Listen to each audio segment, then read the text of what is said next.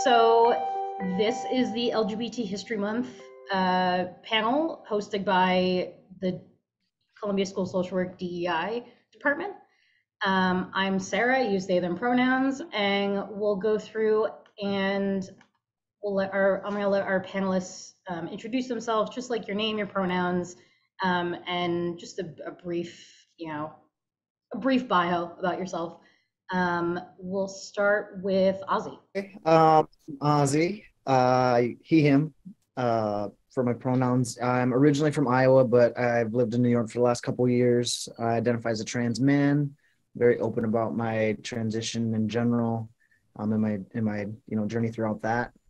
I've worked in the mortgage industry for about 12 years, and I'm actually currently a full-time student at NYU. So, yeah. All right, and Lena. Hi, I'm Lena Hornet. I am a performer and entertainer who's based out of Brooklyn, she, they, and I don't know, I'm happy to be here. Great, happy to have you. Saros. Hi, my name is Saros. I use she, her pronouns. I'm an event producer, mostly live events, sometimes live to tape television events. When I'm lucky enough, I get to use my professional good for the queer community in nightlife spaces or for different types of production. And yeah, really happy to be here. Thanks, Sarah, for having us. Nancy. Hello, my name is Nancy Nogood. My pronouns are she, her. I am a drag performance artist and nightlife producer based in Brooklyn, Coney Island specifically. All right, and Carmen. Hello, everyone. I'm Carmen. My pronouns are they, them, and theirs. I am originally from Connecticut. I live in Queens. I'm currently in the basement of the Ivoryton Playhouse working on the Women Playwrights Festival here. I am a theater director and a drag performer that goes by the name of Puppy Love. Nice to meet you all. All right, and last but certainly not least, John. So I go by John when I'm in male, when I identify as male, and when I do my Stella drag, I identify as she, her. My bio is too long to go here, but as far as what this has to do with, I met Project Achieve in Columbia back in 1994 when they were just giving out free HIV tests if you told them about the sex you had, which I didn't mind doing at all. From there, it went to asking me to be in the first HIV trial that was not underground. And because my roommate originally died on the first underground trial. So that was 98 to 2000. Then they asked me on the board of the New York Blood Center. And then I did a dare thing where I went on a vacation. I did drag once, and somebody gave me the name Stella Doro. And I did the one gig, and I thought that was going to be it. And somebody came up to me and said, "What are you doing next?" I said, "Nothing." And the guy grabbed my shoulder and said, "Don't let Stella die." And I was like, so weird, but it was something, a connection that he thought that there was there. And I also was a theater director and wrote my master's thesis on Bob Fosse, and has been taught dance in New York for 15 years, and to all the people, all the big Broadway people. Anyway, so I did that drag thing. I came back to New York and went to a new club called Therapy at the time, did a little gig and won a prize. And they said, "What are you going to do with your money?" I said, "I'm going to give it to Project Achieve." And they asked me what that was. I told them. And so they said to me, "So you're the queen of vaccine."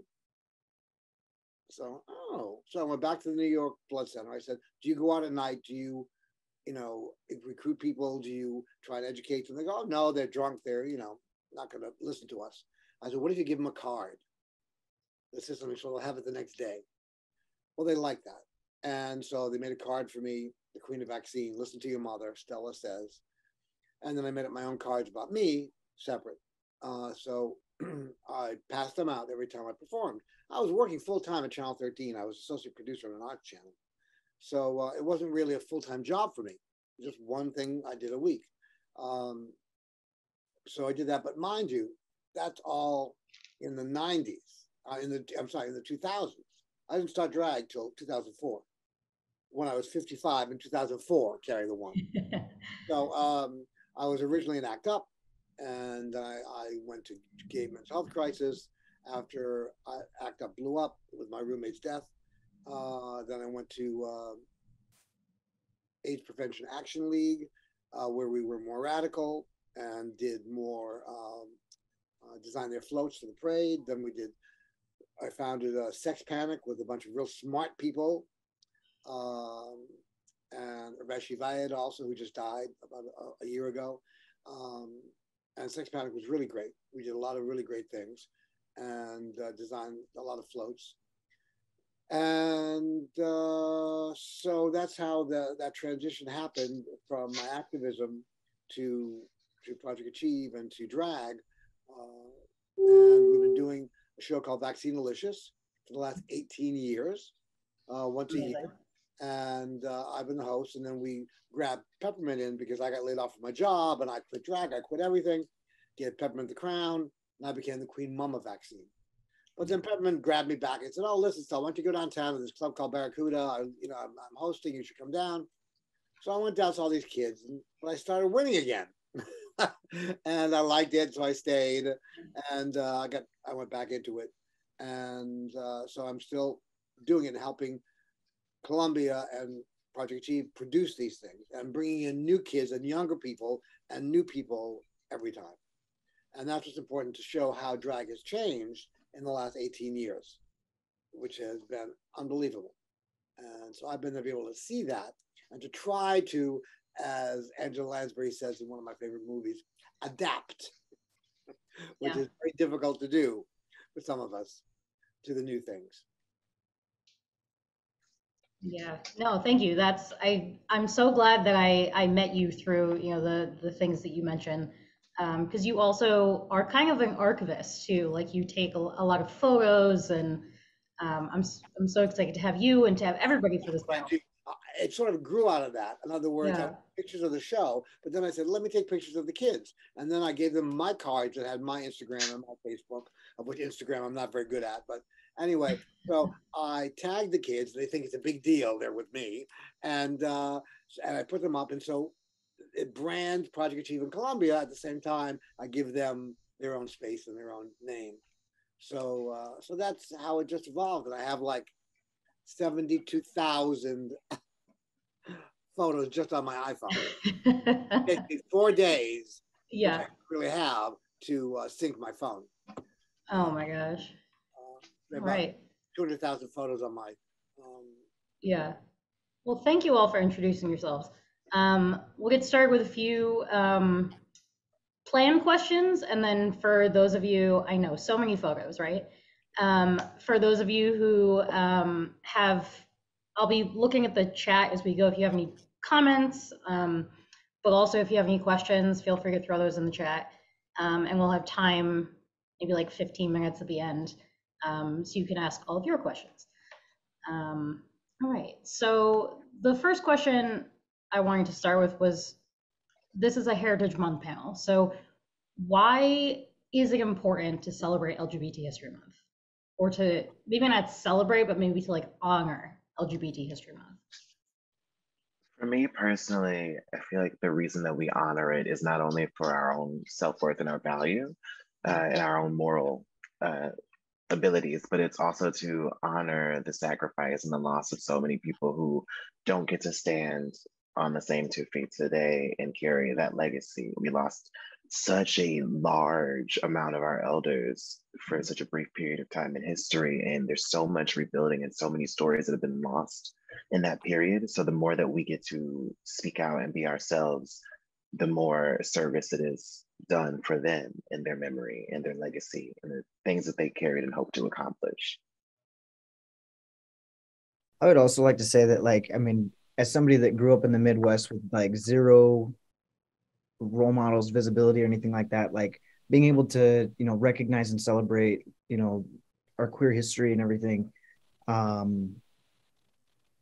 is something it's been probably a very, very new experience for me within probably the last 5 years.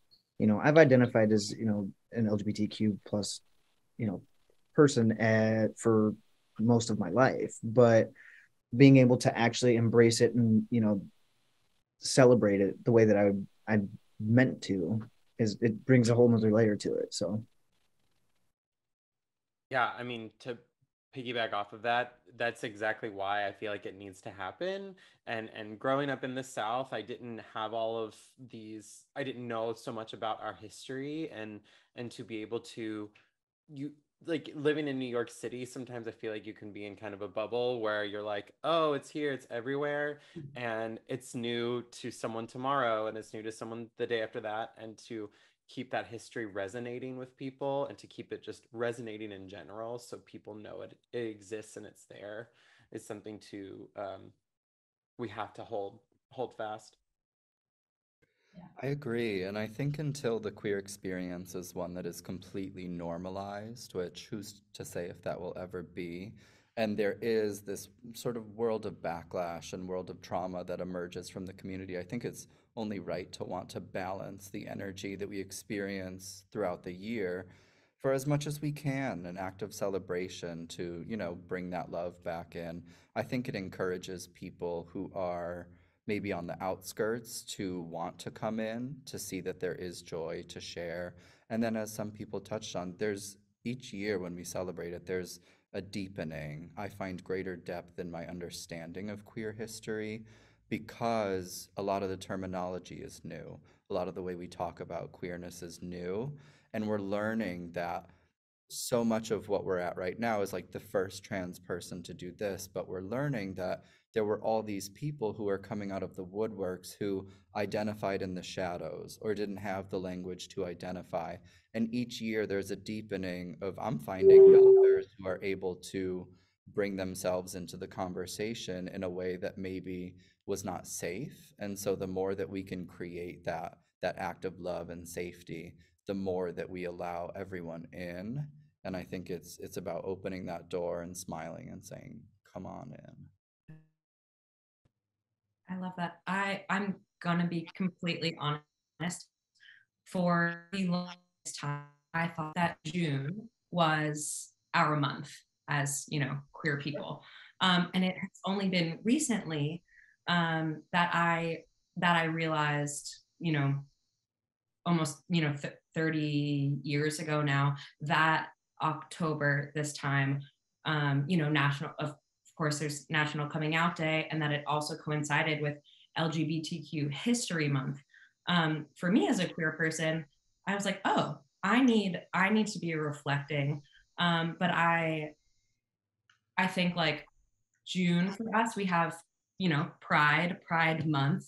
And I think in different places, around the world and around even our country, Pride celebrations kind of happen at different times, but June is widely recognized, especially in the media, as being, the LGBTQ kind of like the pinnacle of our existence is those weeks and weekends in June. And I think there's a lot to celebrate there. I think that that month really only brings awareness, at least especially when you're in New York, to one point in history of the Stonewall riots and where we've come since then.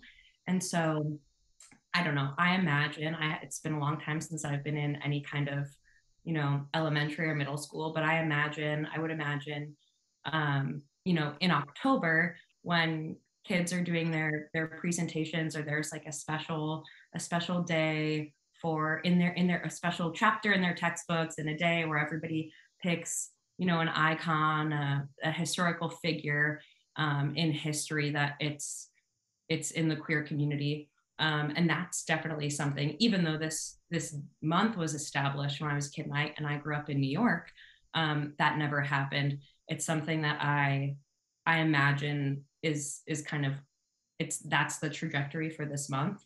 Um, and yeah, I don't know. I try to take it now. Even it's really been like within the last less than 10 years that I've realized that this month existed, for this purpose, for educational purposes, more, honoring, and not kind of celebrating, and for looking into more than just that one you know, piece of historical significance with Stonewall. So I'm really glad that this panel is happening in October. June is oversaturated as it is. Yeah, I think that's also why it's important, because I think a lot of June also just, you know, it's very tokenized, and it's very like rainbow capitalism. So I think that's, for me, that's why this month is important to just remember it exists. Yeah, it's like June is our time to look forward and to push forward as a community, and October is our chance to, as a community, reflect and look back at what we've accomplished and who in our community has accomplished what, and yeah, I take that with us. Yeah, it's a great way to put it. Yeah. The point is also that we have to do it because no one else is going to do it. There's another Angela Lansbury quote from another movie you should all watch, Something for Everyone. It's not a big movie that you know was out there when she died, and she says children have no history, and they don't. And how do you teach these people when everything is being suppressed, especially now? So you have to hear it from us. You have to hear it, you know, during these months. And The View can only do one topic a month. They can only do one thing a month. And the one funny thing in Bros was when they were around that table and the lesbian said, "When is Lesbian Month? You know, we have all this other stuff. When's the Lesbian Month?" Sure. You know, they were complaining that it wasn't compartmentalized enough to give enough focus to gay women. So so I understand. You know, I'm also president of a group called Dancers Over 40. I've been president for 16 years. And there's all the old Broadway dancers and modern dancers and tap dancers older than me. Okay, they're older than me. And so I coined the phrase, our history, our legacy, our lives. And I had a trademark for Dancers Over 40. However, I use it for us as well, because that's what it is. You know, we've got to know our history, the legacy, and the lives that we've led. And so that's what I try and do when I'm at the clubs. And I try not to just talk about the old days. I try and give them a perspective, not just an opinion. Because I don't want to be like that old Quentin Crisp guy with the big pink hair that flipped up. When I was a kid and I saw this old gay guy on TV, I'm like, oh, that's not going to be me. You know, but he served his purpose at the time, but still it was a caricature. It was a way that the press and the media projected gay people to be. And they weren't bears, they weren't butch, they weren't femme, they were they were just like him. That's how they made every gay man, and every gay woman was butch at the time. You know, so we have to break those stereotypes and show people through the media and through what we do our history, because we're not going to be no one's going to be teaching this in schools. So, which is very sad, and so we have to do it ourselves, sort of. Yeah, no, that's absolutely true. Thank you for all of you for all your thoughts. That was a great, and Mattia asked a great question in the chat that I will save for the end because I think it's a fantastic question. But so my next one is as we talk about like it's LGBT history, right? How do we keep intersectionality in mind when we're talking about these? And for those of you maybe we've all heard of intersectionality, but you know the idea that like we're not just LGBT people, right? We're also, some of us are also people of color. We're also different religions, we come from different places. We might be immigrants, you know, how do we keep that like intersectionality of experience in mind? I feel like a big part of that starts with being aware of how it feels to be isolated, and knowing our privilege in the world in whatever form that may take, and reminding ourselves daily that, hey, like, yeah, it might not be so hot today for me, but over here, I know that this person could actually use whatever support that I already have, and making sure that we're giving and participating in experiences that aren't just tied to people that look or identify the way that we do. You have to keep that window open and be aware and cognizant of the way that you walk through life and who you're speaking to and how you choose to speak to them, because without knowing their walk through life and taking a step in their direction, you limit your own potential. and you limit the greatness of what you could be. So that's my personal view on intersectionality. Like, though I might end up in 3 different marginalized groups depending on the day, there are other people out there that don't have my existence, that don't have my experience, that I also am still tempting to be cognizant of and aware of, because their walk isn't my walk, and I want to make sure that I'm honoring that person as well. Yeah, and to go along with that, I mean, it's just, being able to hold space for, other marginalized groups. Like Lena was saying, like also like I identify as, like I said, a trans man, a person of color. I identify as pansexual. So like I fall into a lot of different categories. But again, that's life isn't one size fits all. We already know that. So we can't look at things that way and say like, okay, everything that's going to happen in this group is going to work for everybody else that might join it. There's not a single recipe. You've got to have diversity, of thought as well. So it's not just intersectionality as in far as like race or gender or identity or expression or anything like that, but again, like diversity of thought. Like, is there somebody that's going to be challenging you to think outside of your comfort zone and things like that? Like, I just think that comes into play as well. Yeah, I think that as a community, there's kind of a responsibility that we have to show up for one another in a way that if we are asking, you know, straight people, cis people to show up for us in everyday conversation and in spaces, then it only makes sense that we have the impulse to want to create a healthy environment for people who we interact with as well. And so I think a lot of the work of being like a queer white person, for instance, is figuring out like how my identity affects the way I move through the world, but also like the way in which my identity is perceived, because perception goes along with what Lena was saying, which is perception informs the privileges that we carry through the world. And so it's understanding that sometimes people have identities that, they manifest differently in different spaces. And so I think we have a huge responsibility to understand how we are showing up and showing up confidently enough to be able to be stable enough to look at someone else and do the work that goes into making them feel safe in the space as well, and not necessarily like having to represent a side of themselves that feels more comfortable toward you, but allowing people to bring their entire self into every situation. I'm finding that that makes all the difference for me in cis normative spaces. So it's like, how can I ensure that that is something that I'm bringing into these conversations? And, where do I just need to listen? I think that relating back to that, there's only the concept of you can only control yourself, right? So the best thing that you can do going forward with that is knowing yourself, knowing where you fall in line and what makes you uncomfortable and what makes you tick, and then being aware that, hey, maybe that person doesn't have that tool yet. Let me open my toolbox and offer something that they can benefit from, or vice versa.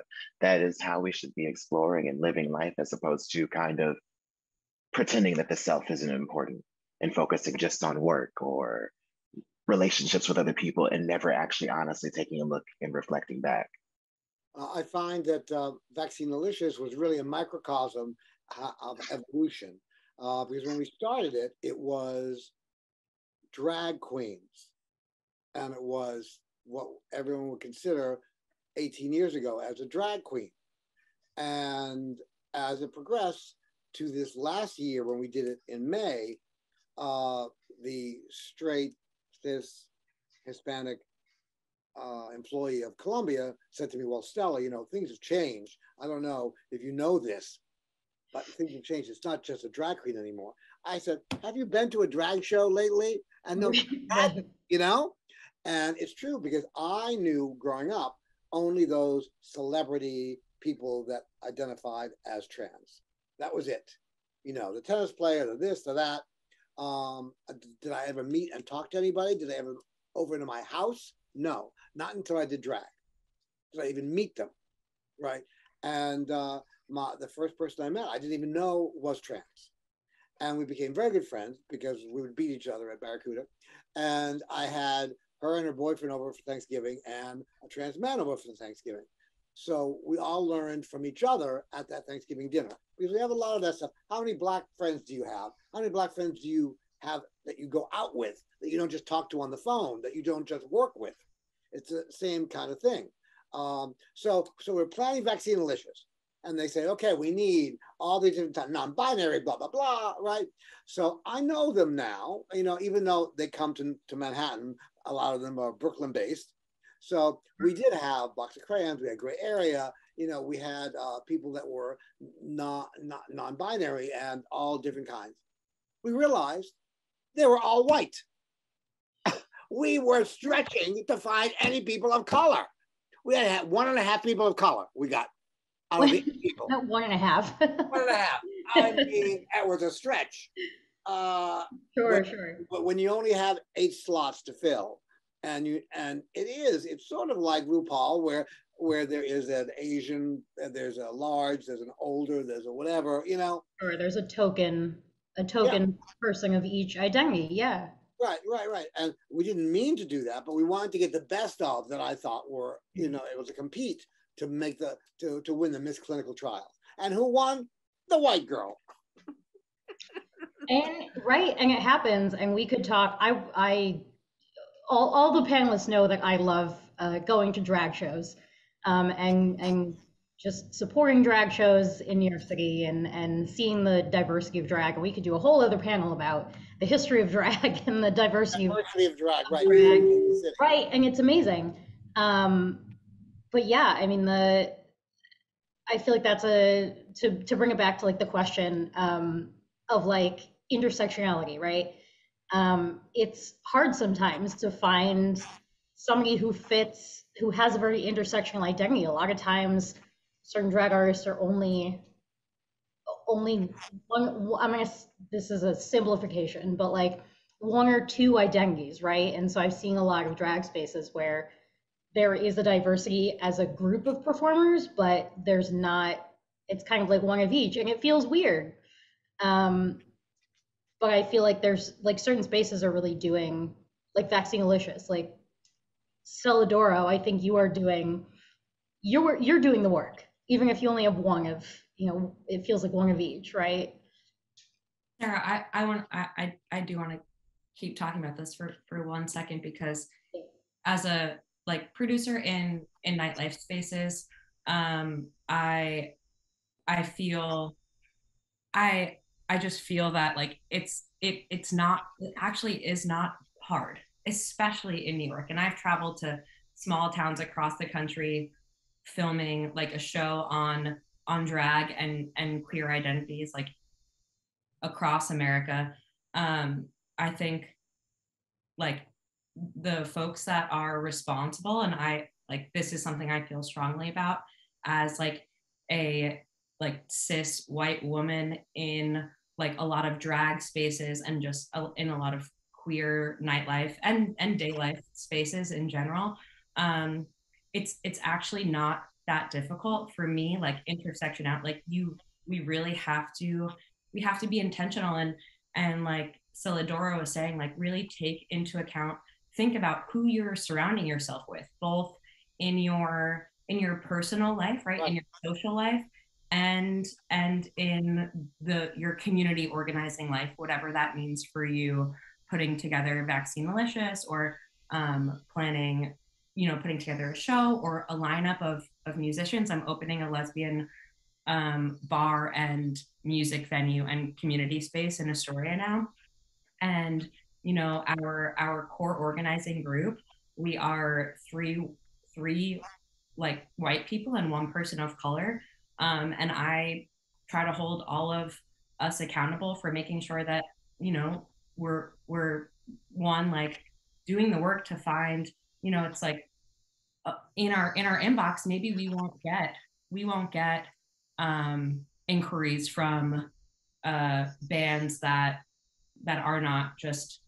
aren't white or that aren't, as diverse as I know this city and this community to be. But then like it's to take it upon ourselves, if this is your role in the community, right? As I think it is mine, as recognizing my privilege, I I'm like, okay, well then I am going to scour Instagram and scour any other social media for these performers that meet this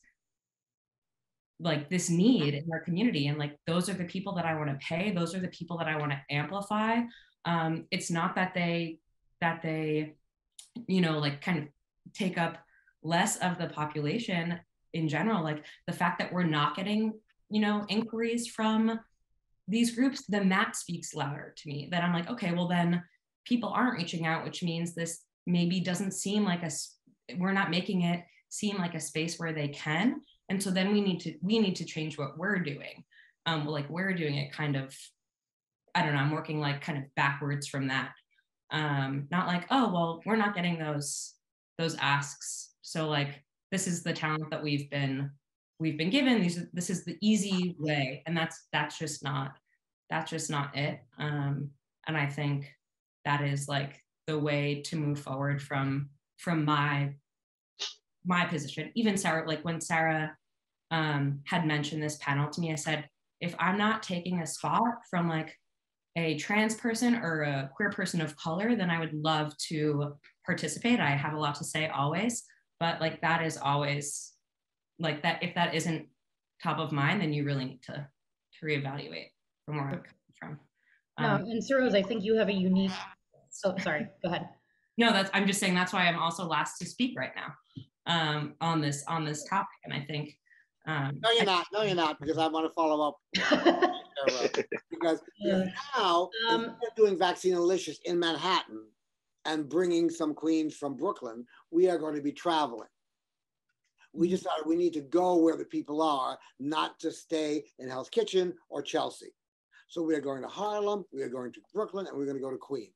Staten Island is another discussion. I don't know if Pete Davidson counts as a drag queen. Right. So we are going to be trying to do that. And that all depends on funding from Project Achieve and Columbia.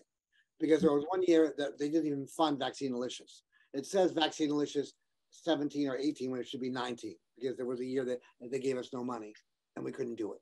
So we are trying to reach out to other people and other groups that aren't in here to reach them. And we have a new queen of vaccine, Jalov Serrano, and he really wants to do that. He really wants to engage his community that doesn't come downtown, that doesn't come to Manhattan, lower Manhattan. And so we want to be able to feature his tribe as well. So that's another new thing that we are trying to do. So we'll see. It seems like both of you are definitely highlighting the fact that instead of thinking about just the business and the bottom line, you're actually thinking about the larger picture of how to expand and market and also create communities, which I think a lot of people leave out of the equation. So thank you both for that. But one other thing that I find interesting, because now that Leslie Jordan has died, you all have heard about Leslie Jordan dying. I put up on my Facebook page is a picture of him at 20 years old. And there's something I do at the club, and it seems very egotistical of me to do it. But when I find that I'm talking to people, I always talk to the kids and give up my cards. And some are people of color, and some are very, very young. And back in the day when Tina Burner was host, we were a little more graphically sexual than we are now. But anyway, I would pull out a picture of me at 24. And I had a huge black afro. And these people could not conceive that this old lady had this afro and looked like that. And then I had some really sexy pictures that I could show back then that I can't show now. And they went, oh my God, yes, we were sexual. We still are sexual people, but we still have dicks and we still have whatever sex organs we have. But these young kids don't think that way. They think, oh, you're old, and that's it. And if I walk into a club like this, people look through me like a window. But if I'm in drag, of course they look at me. You know, and I never went to clubs. I just was, I never smoked, I never drank, I never did drugs, I never been drunk, I never been high. So sex is the thing that I know. And sex is the thing that I can impart to them. Because who else has done live sex on stage before HIV? Me, And so I get to tell kids these stories of what it was like. And that was our grinder. you know, and that was our Tinder and all that stuff, because you were there live and you paid to go there. So I give them that history and show them that we are really full people and we do have lives like you, and you are going to be fine like us eventually, you know. But we didn't know that. As a child of the 50s and 60s, okay, there was no gay. There was nothing. You know, we had nothing to learn from. And so that's what made it difficult. I'm in a book called Out in Time. They took 15 of us, and 5 from pre-Stonewall, 5 after Stonewall, and 5 millennials, and talked about our lives. And the Greek psychologist that wrote the book, he knew me from my ACT UP days, and he was a little competitive with me. I don't know why. He's an okay guy. Anyway, he really lashed into me because all I had is sex. I didn't have the drugs or the drinking or the anything else, and said that that I couldn't be a fully formed person because I didn't come out to my parents. Who did in 1965? You know, not too many people, especially in a small town, which is where I was from. And I left in 67 to go to college. So I was out of there.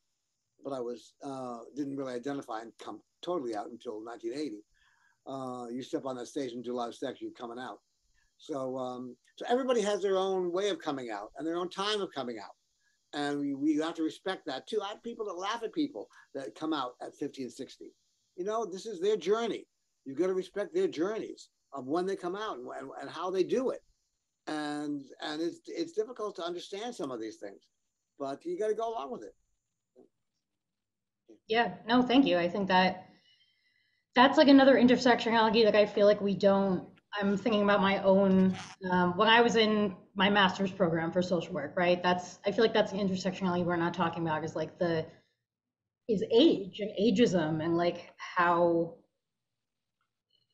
we kind of throw, I mean, there's so many LGBT elders that I don't know where they, like, I worry about them as a community sometimes, because I'm like, are they getting the support they need? I don't know. There's not a lot of, I think in Queens, and I once a Rose comes back, maybe she can shed light on this, but I think there's a LGBT like elders space in, I think it's in Astoria, which is really cool.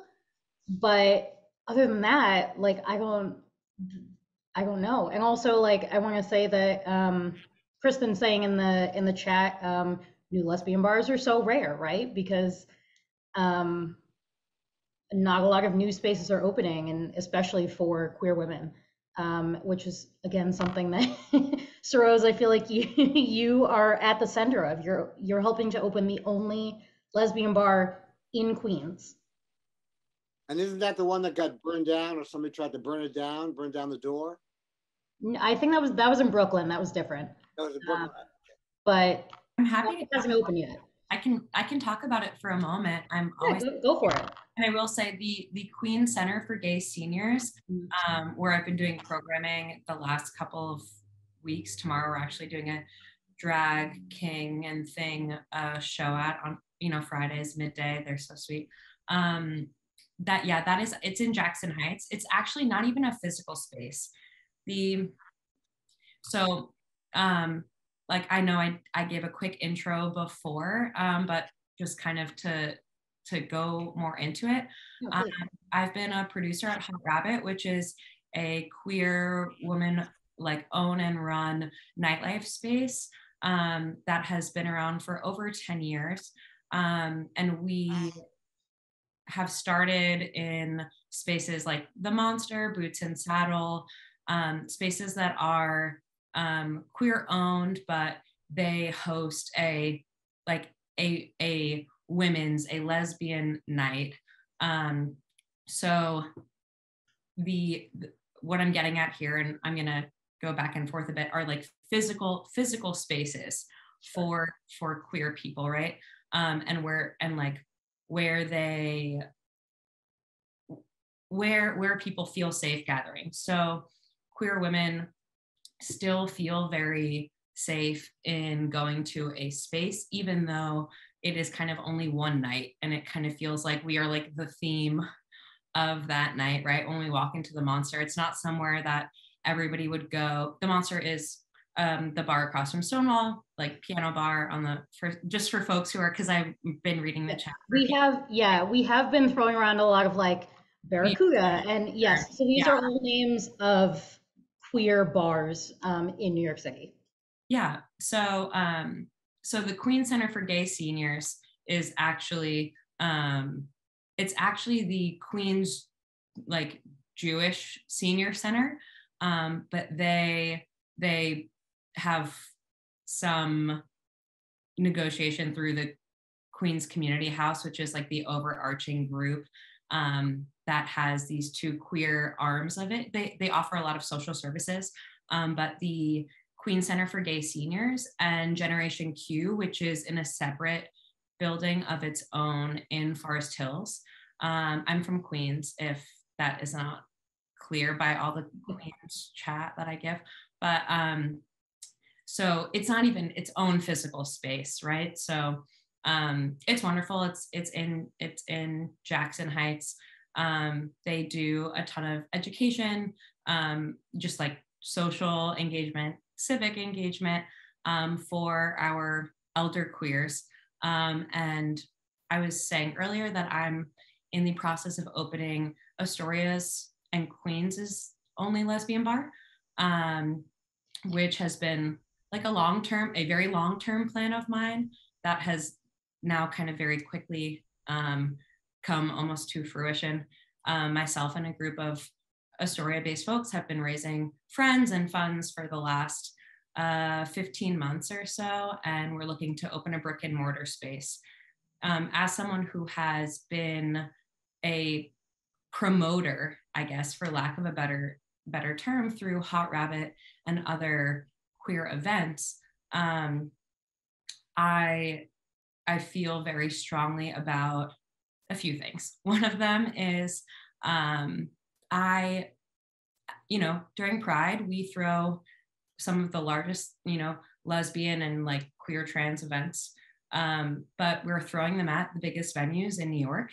And every year I say, I don't want to have to print out another all gender sign. I want to have to teach every, bouncer and security guard at these larger venues how to speak with our community. I mean, I do. This is the work I do want to put in, but I also wish we didn't have to. Yeah, I wish that this energy that I have and the capacity that I have for it could be actually going towards building something sustainable, because they do maybe 2 events for our community, maybe a year, these like larger venues. And I just wish that wasn't the case. That's not the case when we're necessarily in something like a Monster or, of course, in like a Stonewall or a Boots and Saddle, RIP. But it really has been the case for all of my community organizing life in this world. And so I think having a physical space, right? So Dave's Lesbian Bar, which is it is also, I want to say, it is a community center first, a mutual aid hub, a music venue second, and then a bar third. I want to also recognize the harm that having queer socialization around nightlife and substances and alcohol has done to our community. Absolutely. And so I think that is like very important to our team's mission. We'll be like an all ages, all day, anti-racist, intergenerational like establishment, and are working really hard to build the community that we see even before we open our doors. Hence these monthly pop-ups I've referenced for the last 15 months to raise friends and funds, is to like build this community, and doing things in daylight, right? Having drag performers on a street here in Queens when families are going to brunch, when people are they're going to do their laundry and they're walking past a burlesque performance, a drag performance, a queer rock band, someone tabling about how to start a queer family like in the daylight and not in a nightlife space, because of course we have, you know, our most kind of recognizable historical act is Stonewall, and that is still named after a bar. And we don't, I'm not saying we here in this group right now or in general, but we don't really think about always that it's exclusive. Things that happen between 10 p.m. and 4 a.m.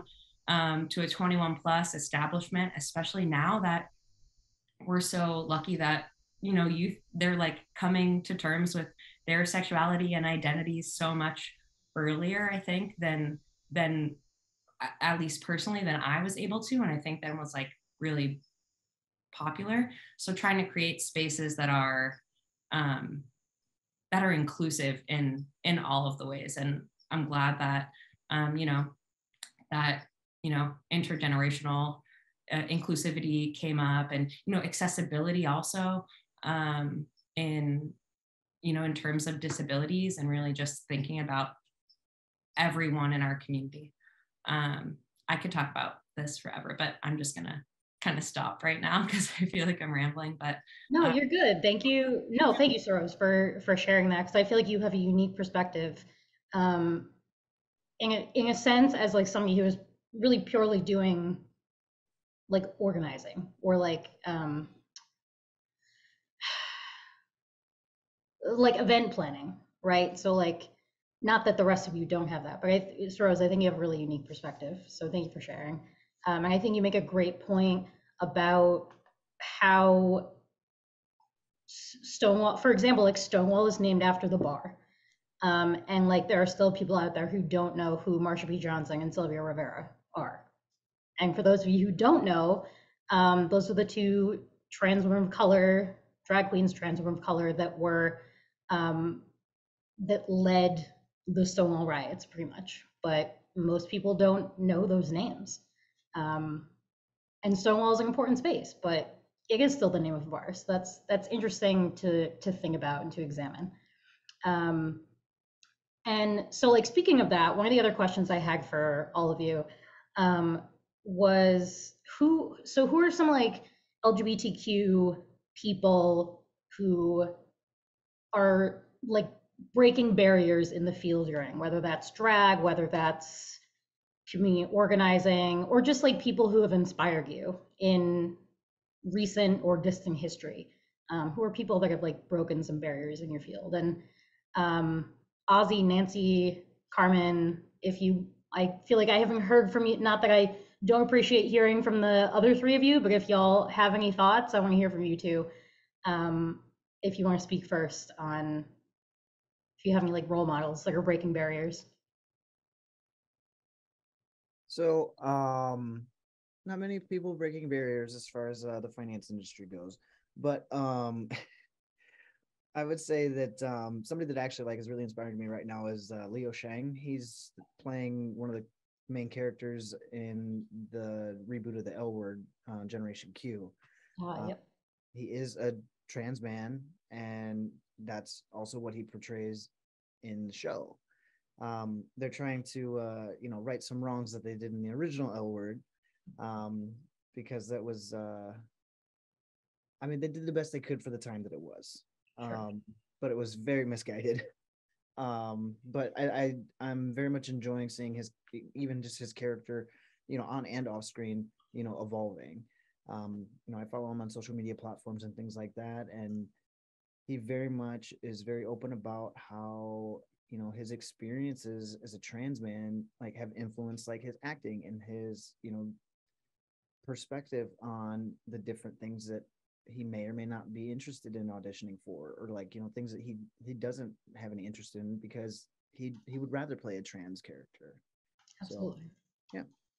For me, so when Sarah asked me to be a part of this, one thing that I really looked into was kind of my interests with queerness and religion. That's kind of where I come from, and I really loved learning more about the history of queerness and how it's navigated through religion, specifically Catholicism, as someone who grew up Catholic and found community in that, and then was separated from that when I came out as a queer person. And for me recently, I've found a way to really find um, more of a connection to religion and spirituality than I thought I would have, and especially as a drag performer. And the role model I'm thinking of is there's a they call themselves a queer chaplain, Bonnie Violet. She's based in Chicago, and I've worked with her a little bit recently because I know she has a podcast. Um, and I know that she anyway, so she has a podcast, and so I was a guest on that, and she's actually started a annual spiritual drag summit in Chicago every year, and I did a virtual panel for it this year. Originally it was called Spiritual Drag Con as like a cheeky tongue and phrase with drag con, and then RuPaul said absolutely not, so they had to change the name. I know, but anyway, so it's been an interesting kind of dive in and meeting her and a couple of other queer and drag and trans pastors in the country and people who are in various religious faiths all across the board and spiritualities, and seeing how their queerness informs their connection to spirituality, and for a lot of the drag artists that I met, how their work as a drag artist informs a connection to spirituality. Um, but yeah, Bonnie Violet's a big one that is really spearheading that, which is amazing to see. Sure. Shout out to Bonnie. I'm unfamiliar, but I'll get into it. I sort of, when I think about this question, I oscillate on sort of a triangle of communities. There's the drag community, but really I'm from the theater community, and my day job is the matchmaking community, the Mhm. real life corporate. I've set hundreds of people up on dates. I'm celebrating another marriage this month, matchmaking.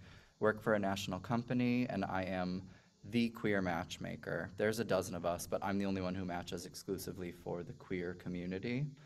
And there are not a lot of people who are trying to push the pin forward in matchmaking. It's quite heteronormative, but if you look to someone like Logan Yuri, who is a cisgender, heterosexual, queer woman, she comes from or queer, Jewish woman, I meant to say, sorry, my other identity.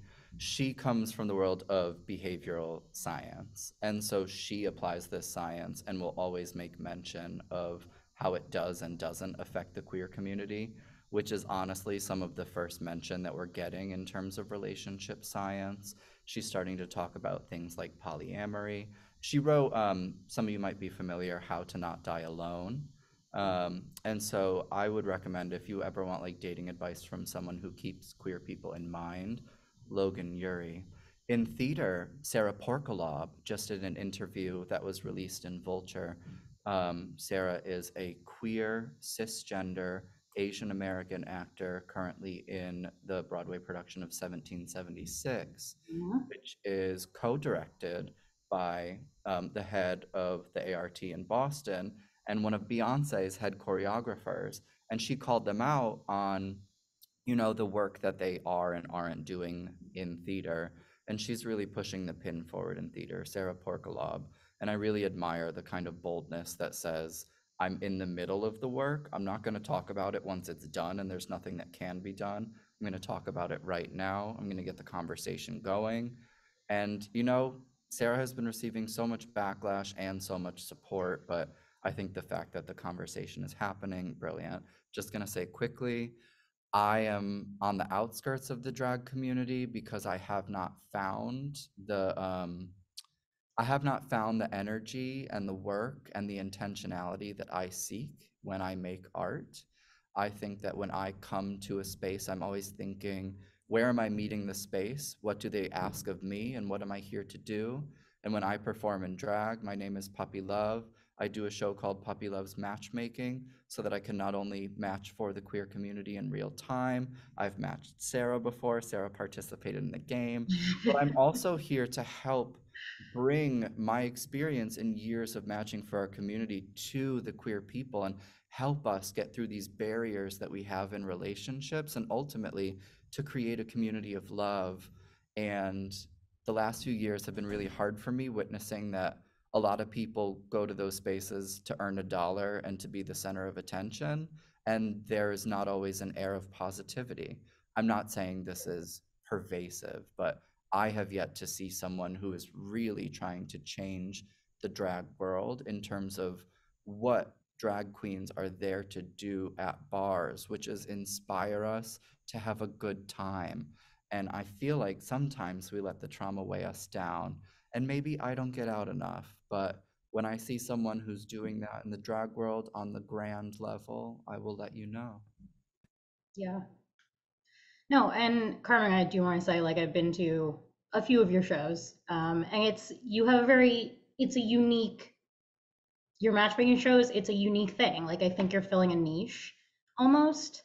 Um, and I hope that more people see that, because it's a unique way to set up it's still a drag show, but it's also like a way to make connections with people, whether that's, and I feel like when you say matchmaking, like, yes, usually it's maybe like a romantic or a hookup kind of matchmaking sense, but I think I've also met friends at your events, platonic matchmaking too. So I hope that those events take off a little bit more. But I definitely hear you from a drag supporter space about, like, the positivity is lacking sometimes. Yeah, and it only makes sense that the bars that exist want the tenured queens. They want the tenured performers who are going to host the slot with trust. But I do think these people come from the drag of a decade ago, and like Stella noted, we have to adapt. And I think that we're seeing that we have a responsibility as drag performers. And as Saros might note, like there's a responsibility as a promoter of who am I bringing into the space? What story are they telling? And is that story congruent with what we want to tell as a space? And I think the more aligned we can all be in what we want, I just think like, I'm not gonna I'm trying to be conscious of not, critiquing intra-community too much. I more so am like, oh, I yearn for performances to be based around community and love. But I understand that other people want commiseration. So there's maybe some space for everyone. Yeah. I'd love to speak to that point if I may. Yeah, go for it. I don't work as much in Manhattan itself. If anything, Lower East Side down is my direction of choice. So I feel like a lot of the community that you're speaking to or hoping for is existing in a palpable feeling here in Brooklyn. Two people that I would like to speak to specifically about that I think do it really well are Junior Mint, a renowned drag queen of New York life, who also has a makeup line that is now being carried in JCPenney, the first trans woman to have her makeup international brand in that way, is doing a fantastic job with creating community, not only with her own shows, but with the collective they know as In Living Color, that has an open set once a month that come on everybody for new talent to breathe into the community, and also for people to network and meet and grow together. Another group that does something very similar is known as Sylvester, run by three Black performers of various talents who spend each month cultivating a show of other Black and trans performers, a bill full of it that rotates every month with a different theme and ties it all together into this beautiful package that then also formulates community, because not only are people coming back to see them perform, but they're also meeting new folks and engaging with each other in smaller spaces than you may have in Manhattan. Those are definitely some people that I find incredibly inspirational for what I'm attempting to do and what I've been parcel to in this community so far. On a grander scale, the name that probably rings the most inspiration, which is going to sound cliche, is Billy Porter for me personally. um, Having grown up as a gay Black man and wanting to pursue all of these creative endeavors and never seeing somebody who fit the bill or was even remotely out before, and knowing that this man was able to transcend every bad critique, every negative force slide in his way. And to your point about the performer from 1776, ruffled some feathers in front of the producers for several productions and still is standing here today to accept Emmys and have albums released that he doesn't have to pretend to be straight in. It's just a beautiful arc for, I hope, where our society is headed. So those are my inspirations at the moment. But please, if you are unfamiliar, look up Junior Mint with two T's and Sylvester NYC. Those are two great, beautiful, inspirational collectives that are definitely doing the work. Yeah. No, thank you. And I would have one more question to ask. I don't know if John and Rose, you have stuff to share about that one. I'm just going to kind of pause you for now. I have a couple of things to add. I want to respond to what people were saying, and then I want to leave time for a 5-minute break and then audience questions at the end. But John and Rose, if you have any people to recommend, feel free to put them in the chat. Everybody seems to be loving the suggestions. But yes, Lena, like Junior Mint, I think Junior Mint she's fantastic, but I think she's also doing some work to reclaim like religion too in her drag performances. I did not grow up religious really, but a lot of my friends who, when we've gone to her shows, some of them are very thankful and have talked to me about like, yeah, like she performs some more like religious gospel kind of music, but it's beautiful to see that coming from a Black trans woman. Almost like reclaiming the Catholicism or Christianity that I feel like a lot of us queer people grew up with, that has brought a lot of pain to the community. Specifically for the Black community, it is such an inherent part of our existence in this country and the lessons that we've been instilled, and the music itself being mostly created and orchestrated by queer Black people, to then step into it and reclaim it for ours once again, without the notion of having this higher power orchestrate things, but to say, I am the censor, I am that higher power. Without my being and my joy and my existence on this earth, there is no other. You know what I mean? That's the beauty that I think Junior Mint really encapsulates very well in that storytelling. Yes. She recognizes that idea of community that religion is supposed to bring, and that idea of community that drag is supposed to bring, and she finds a direct correlation between the two. I could talk about her for hours. She's literally incredible. And working, every time I've worked with her, we just have those discussions about the importance of that, and because yeah, I completely agree with you. That is one of the reasons that I love drag so much, is that community and that necessity for community that drag just imparts so naturally. Yes, absolutely. All right. I want to ask this one more question, and then we'll take a break, because this is like something I really want to talk about, and we don't have time to get into it completely. But if a few of you have a few thoughts to share, I really want to hear about, what do y'all think about the media, the portrayal in the media about the current monkeypox spread in New York City? Because I feel like for a lot of us, and not a lot of us lived through the AIDS epidemic, which is still happening to an extent. But I feel like for a lot of us, it's bringing back feelings of that. So just wanted to hear, does anybody have any thoughts they want to share? Because I know I'm frustrated about the stigma that it's adding on, like, oh, this is another gay disease, so to speak. Yeah, no, I absolutely agree.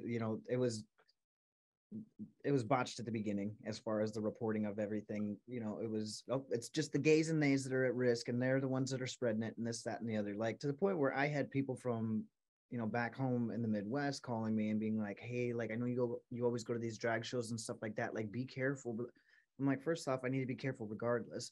Second off, this is not just a gay person problem. Right. Like, that's what people needed to understand at the beginning.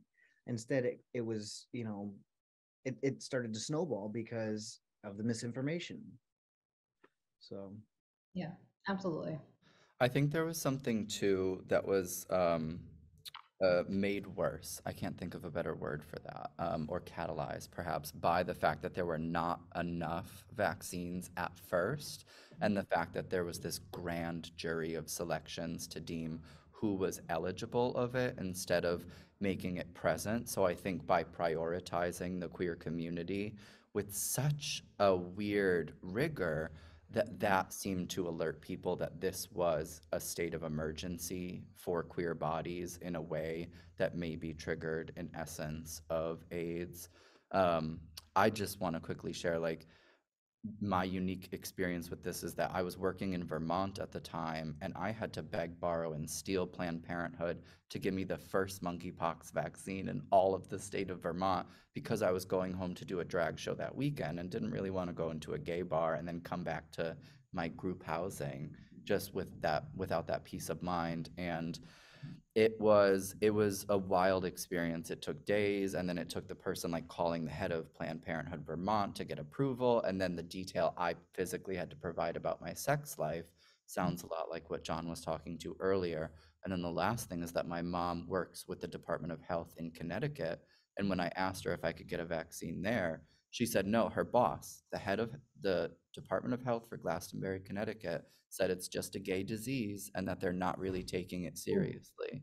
And so whoever communicated it through, the tri-state area, it was never made public in Glastonbury. It was never made available because it was even through whatever governmental faction communicated the disease, it was only applicable to gay bodies. Yeah, I have so many more thoughts, and I'm sure all of you do.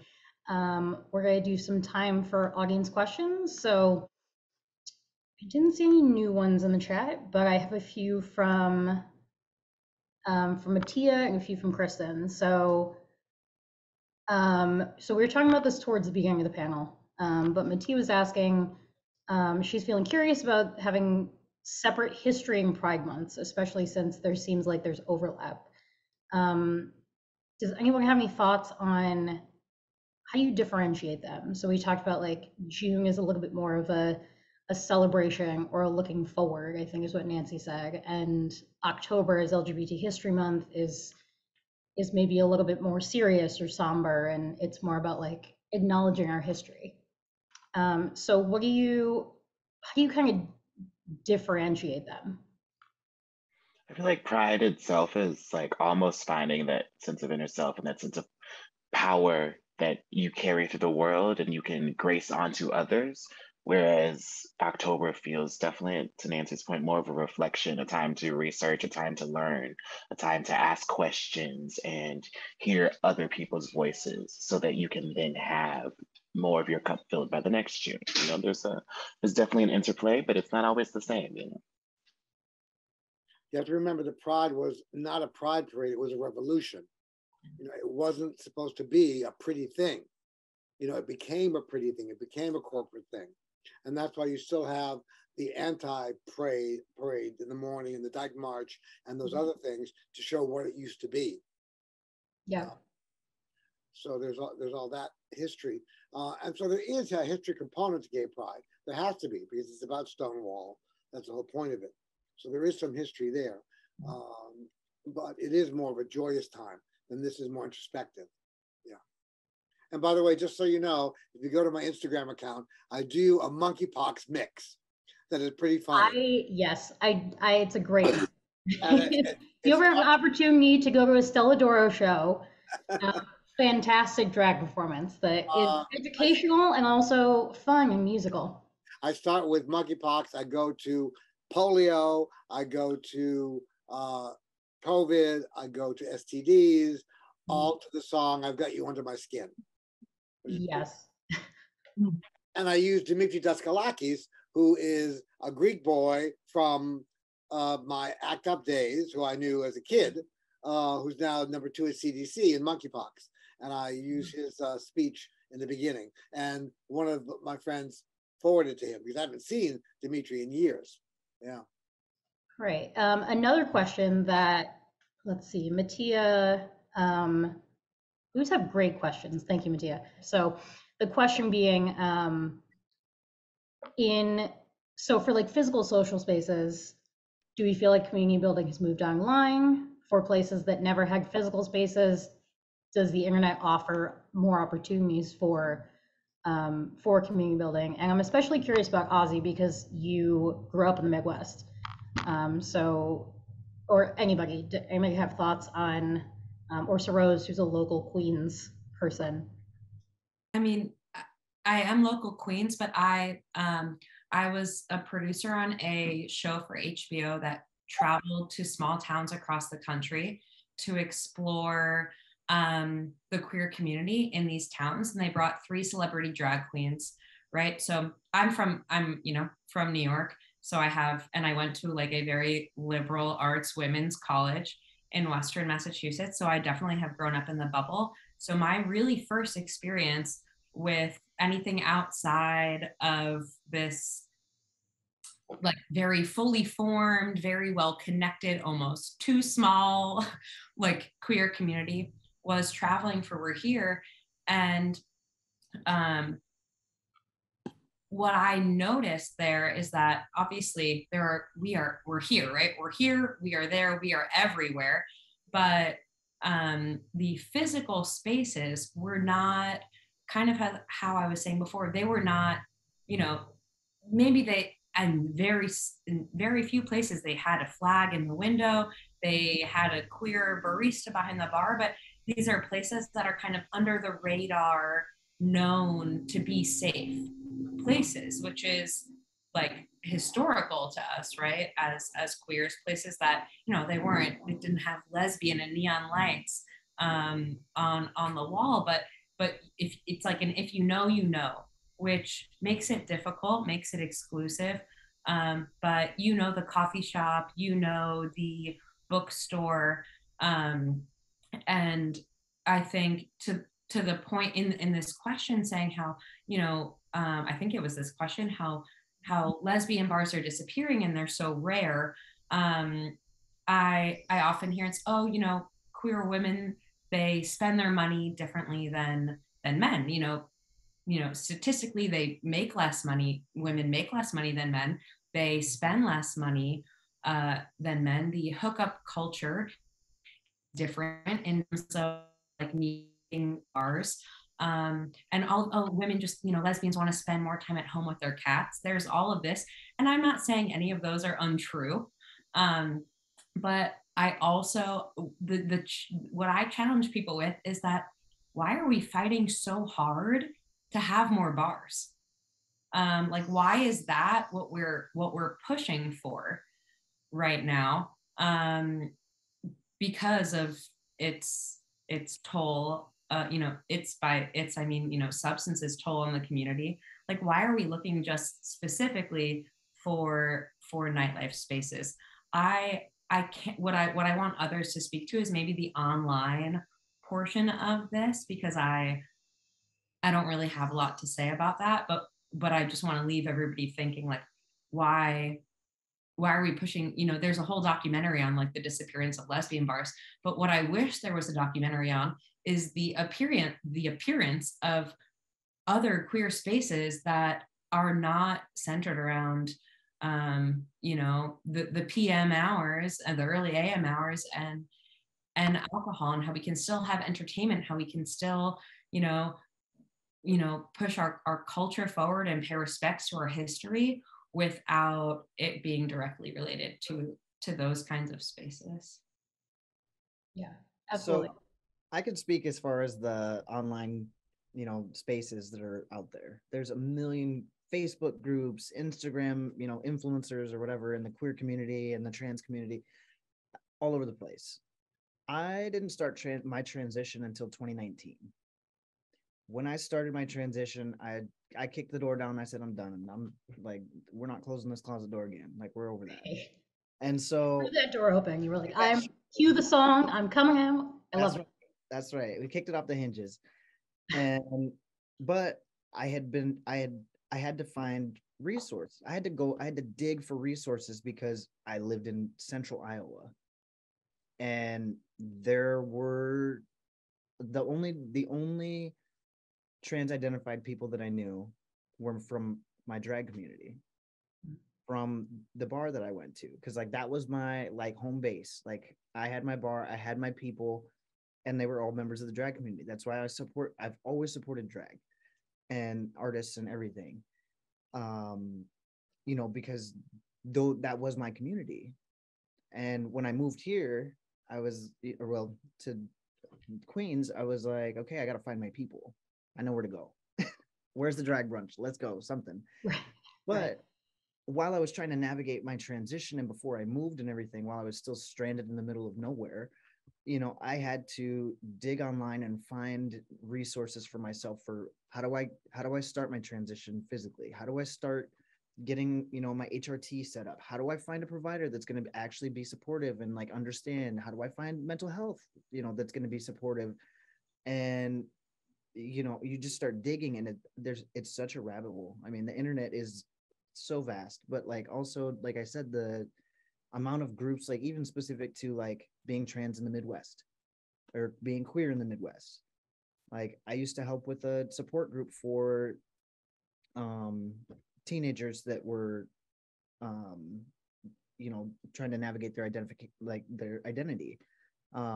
We had a parent support group and a kid support group, and I bounced back and forth to moderate both of them or whatever with another couple other people, but like we had to create that space. um so that was something that we were like, we don't have this, we need it. Here's why. I had to get all of my information online, and I had to go and find it. Now I found it. How do we get it to the people that need it? Yeah, absolutely. I mean, What I oh no, you go first. You go first.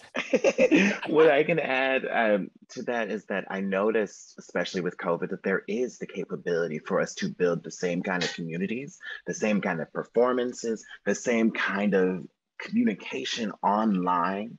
But as soon as the work-life balance went back to status quo, it disappeared. Like I started doing drag during COVID, making these digital videos, basically having our own versions of TRL all over Twitch and YouTube and Instagram. And none of that is even remotely close to what it was for that year and a half that we were all locked down, because people just went back to the tradition of what we normally do. Yeah. Go ahead, Nancy. I was just gonna say, yeah, I grew up in the deep South in South Carolina, and um, I know that the internet, there's like, because it's so unhinged and unfiltered and like censored, there's a lot of stuff that you have to navigate that can be potentially detrimental.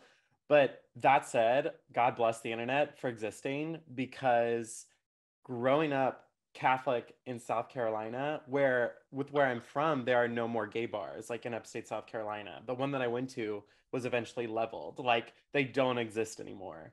And so having the internet was a community just inherently, because I was able to find other people. I mean, being in chat rooms, which is like not always the best, but you found other people that you could talk to and to connect with. And when I was like unlearning all of the things I had to unlearn to really embrace who I am as a queer person, which I'm still unlearning things all the time, the internet has given me a chance um, to meet myself where I'm at, and have that um, and to learn and to have that understanding. And because it's the internet, it's all still there. And kind of going back to this idea of like LGBTQ history month, the internet is such a great place to see history, like to just looking at queer history on the internet, how it has existed, how queerness has existed on the internet. The history of that is so fascinating, and it is, and to I just like, I hope that stays as captured as it is, because I think it is so important, and I think it is so important to know that. And I could go all day and talk about so many different things, but just generally, I think it is so important to have, and it gives a portal for young people like like Ozzy, like you were saying, who don't have a chance to see it outside in their world around them physically. And the kids always know the internet better than their parents, so they're always going to figure it out. And it's just it's exciting in that way. So yeah. I agree with Nancy. When the COVID thing happened, I felt a need to still perform. So I took the same slot that Barracuda was and did my own show, because I have a big enough apartment that I had one room that I dedicated to that. And I had a script, and I did LGBT news, I did gossip, I did talking about my history, a little bit about my life, because there's so many parts of it. I did 3 numbers. I took questions from people, and I did that for 2 years basically. But the connection between people is what's really important, more than the internet. I really do think so. Yet for me now, I am on some Facebook pages of gay men over 40, gay men over 60. They don't have any gay men over 70 yet. But, uh, so I think the connection is important. What you're saying about alcohol and everything is interesting because since I don't do my own show, I only guest at places. I judge and I perform at places. I don't have to hawk drinks. Every other every other host has to make them drink. That's the whole point. Now, not to plug Daniel Nadikio's new club, Red Eye, but what he's doing is he's trying to have an all day, all space event where queer people can rehearse, perform, have coffee during the day, and not drink also, but you, in other words, spend money on other things than alcohol.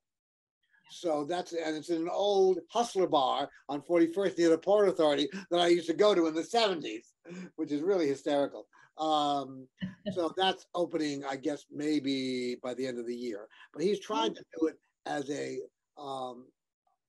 multi-level and a multi-diverse kind of place, and not just a club at night that opens and you have a drag show in the back with drinks.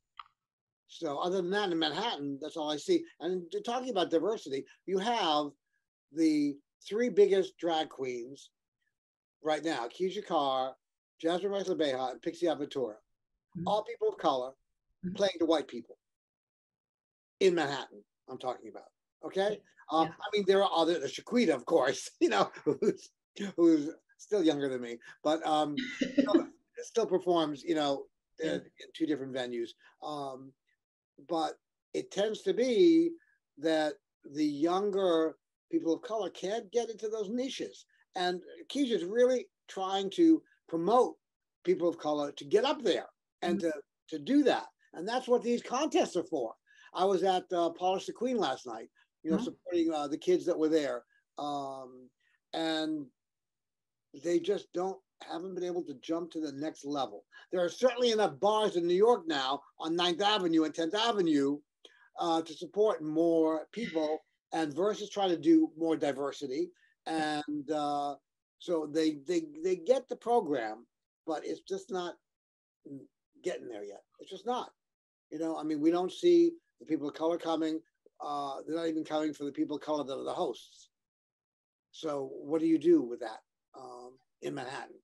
Because that's all I can talk about. We did have a slight problem though with two specific bars in Hell's Kitchen that kind of ruined the pot for everybody. We don't have time to go into that, but we absolutely did. I was like, I'm not trying to cut anybody off. I do want to acknowledge that it is 2:34. So if anybody in the audience or panelists have to leave, please feel free. Thank you for joining, for talking. I have a little bit of time to stay on, so I want to ask the other two questions that were submitted, I believe by Kristen. So if y'all have a little bit extra time and you want to stay on for maybe 10 more minutes, I think they're great questions, so I want to talk about them. All right, so Kristen was asking, can you speak to the challenges of figuring out how to balance the financial decisions of offering both nightlife activities and activities not focused on substances, taking into account that alcohol is so central for the income of a bar or nightlife space? So like, how do you balance the financial decisions of, I mean, not necessarily, none of you really work behind the bar, but maybe how do we like balance the, I don't know, what advice would you give to bars who are trying to balance having that like positive vibe of like drag shows or matchmaking shows or whatever it might be, while acknowledging that like the bar needs to have its income coming from alcohol? Does that make sense? Since you mentioned matchmaking, I think it's possible for alcohol and positivity to intertwine wonderfully. I don't think those two things are mutually exclusive, but I do think that when a bar is considering who they are hiring. And I think, speaking to John's issue, a lot of what we're looking at and why some girls can't move up is in the hiring process. Anyways, I think that in this case, a bar, any space, any producer should be thinking, who does my space naturally cater to, and how can I work to expand to cater to as many people as possible? I'm sure Saros has said a million brilliant things. I'm sad that I can't hear the next thing. Thank you all so much for your time. I love this discussion. Thank you, Carmen. I'll be in touch. I'm going to follow you all on Instagram, and have a wonderful Thursday. I was just going to say, I'll keep it short because of time, but I don't think anything that I'm doing, I would never say it's groundbreaking, right? But in speaking with advisors in the hospitality industry, the look on their face when I say that I want to keep the doors open during the day for community programming that is mostly free. They're like, well, how are you going to run the water? How are you going to keep the lights on? Like, what are you doing? I'm like, well, if the GSA, which I don't know if everybody here knows, it is no longer the Gay Straight Alliance. It's the Gender and Sexuality.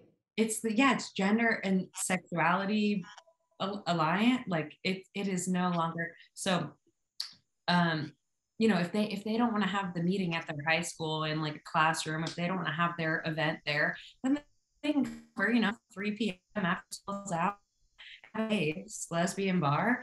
Like that space is available to them for no cost. And the look on, these professionals' faces, they're like, well, that's not how it works. And for me to explain that, we're doing something different. It's not going to be, they can't just hand me a spreadsheet from another establishment that they think is the same and it's going to work.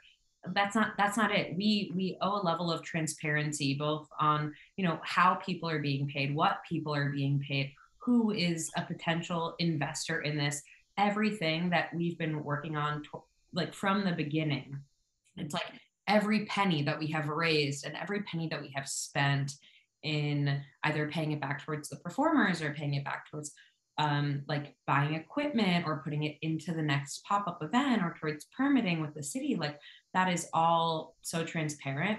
And so it's been a teaching experience for me to these other folks. I will say that we do know, like, our bottom line will be funded by alcohol sales, but that is really in our best interests in community organizers and builders to, they'll be like you pay $4 and you get a cup that you can fill up with soda at the soda fountain all night long. Like this space is for people who also don't want to drink. And people who want to come in earlier in the day. When I figure it out, I'll let everybody know. But for right now, it's me just trying to explain this to everybody else who has experience with it and make it happen. Absolutely. And John, I think if you want to add anything in, and then we'll do some final thoughts, and then we'll call it a day. It just, for me, I'm learning so much from all the kids. You think that we know everything. We don't know everything. We've just been around on the earth longer, basically. I can tell you more stuff. Doesn't mean I'm smarter than you all. So I'm learning so much from the kids, and they don't really even understand that, but I am. It's not just I turn to them and say, who sang that song? Because I don't know who it is. But it's a learning process in both ways, which I think is great. And going back to live is great. But I've noticed, like you say, people are not coming up in the drag world, but it's not just because of something about them. They need to be able to perform and be able to be a host. And that's not as easy as it seems. You can do cooter slams and flip your hair, and that does not make you a host. And we're having a hard time finding people that can do both. And that's, I think, what is is part of the bottom line. The other bottom line is bringing in people, because the bars aren't going to have somebody perform if you can't bring in people. I mean, that's also the bottom line, and you're going to prove that. And I've seen the people come up, and I've seen them not come up and go and leave Barracuda, because I just stay at Barracuda. And I've seen some come up and then they go nowhere. And some have their own little shows here and there, but it's very difficult for, I would say, anybody, not just performers of color. I think all performers have got to be well-rounded, and that is an issue. I think in just the community itself. It has nothing to do with LGBTQIA whatsoever. It has to do with how you sell yourself, how you get out there, and the voice that you have. It's all great to have a voice here. I love doing this. I love talking to people, and this is an important part of it. And that's one of my more important things that I do, that I like doing from the beginning of doing all this with Project Achieve. So that's my 10 cents. Thank you. Yeah, and thank you for everybody, to all the panelists, for your thoughts and sharing your experiences. And truly, thank you for your vulnerability, because I feel like anytime we're talking about our queerness, it's a sense of vulnerability. I mean, you're all putting yourselves out there to an extent. So thank you all for speaking. Thank you to the audience for sticking around. And I suppose this concludes our 2022 LGBT History Month panel. Panelists, if you want to stay on for a minute, we'll debrief, but audience, thank you for coming. Hope you enjoy the rest of your afternoon.